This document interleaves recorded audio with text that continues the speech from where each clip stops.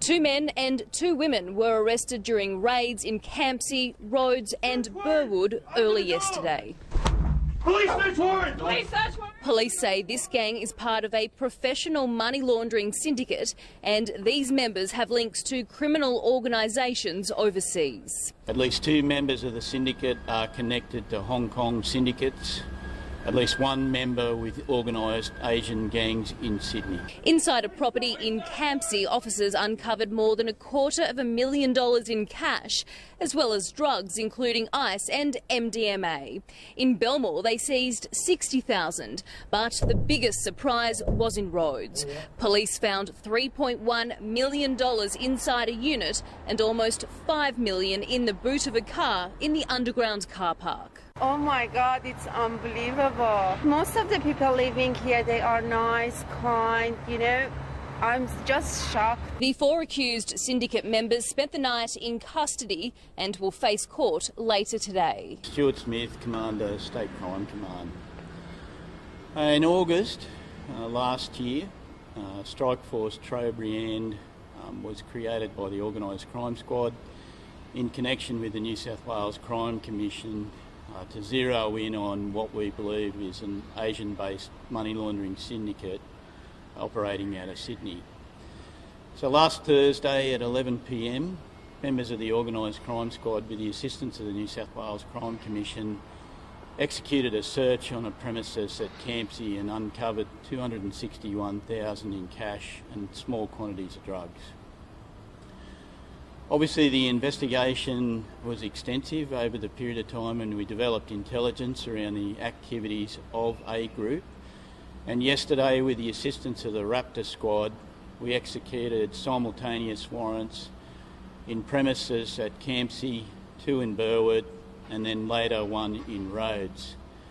Yesterday brings the total recovered to $8.2 million in cash.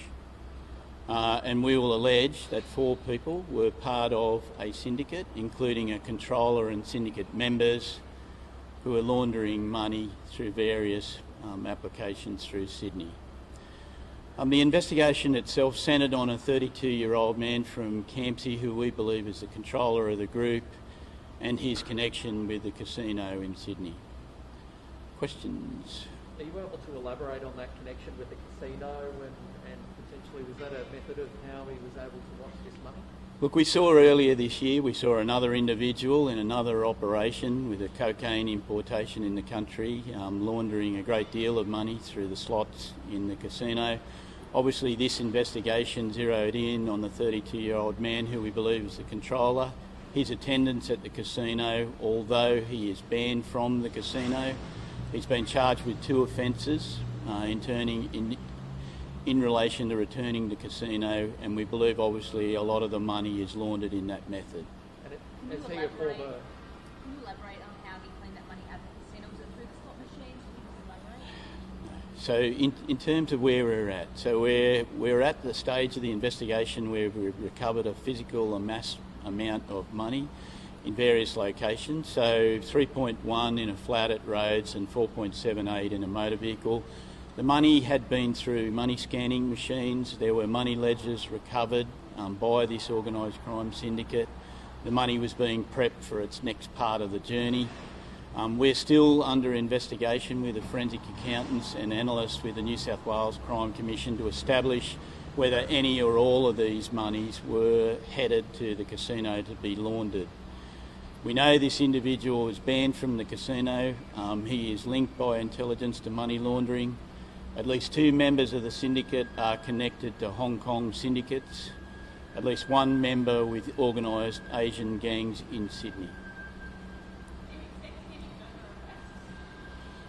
In terms of this investigation, we're in the infancy of what we do now with the money. Obviously, we'll be processing that over the next couple of days, and I won't rule out further arrests. With the New South Wales Crime Commission and their analysts, we will be zeroing in on any businesses associated with the group.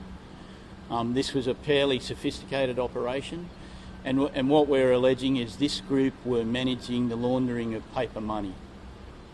What was the biggest haul for the police? Can you just elaborate on the find of the boot at Rhodes? 'Cause, 'Cause it was quite a big haul. What was the biggest haul for the police? Can you just elaborate on the find of the boot at Rhodes? 'Cause it was quite a big haul. Looking in terms of organised crime, we've obviously set a new record for a singular seizure of 7.8 million. So the previous one was 4.8 million in 2009. So yesterday's seizure, obviously it was progressive. We found 261 last Thursday in the premises at Campsie. We found 60,000 in one of the units at Burwood, another 2,505, and a 27-year-old female who was attempting to flush an ounce of amphetamine down a toilet bowl. Obviously it progressed then into the Rhodes unit, which we believe is where the money was being counted and prepped to be laundered. It was 3.1 million in the apartment, and then obviously a set of keys linking a vehicle to that apartment downstairs in the garage. We located 4.78 in the boot of a vehicle. All of the money was set up in bundles of 10,000, which is normal for this kind of activity. We'd received intelligence previously around the activities of the group, obviously zeroing in on the 32-year-old man who we believe is the controller.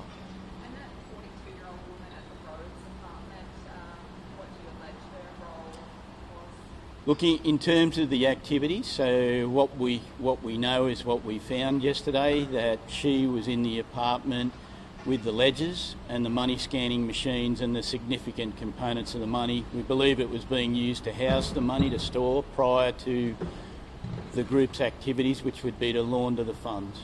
How staggering is this amount of cash in one location? This is a significant arrest of a group. We believe money laundering is now a business in Sydney. Organised crime, the value across the nation is $39 billion. About $20 billion is attached to the importation of drugs in this country.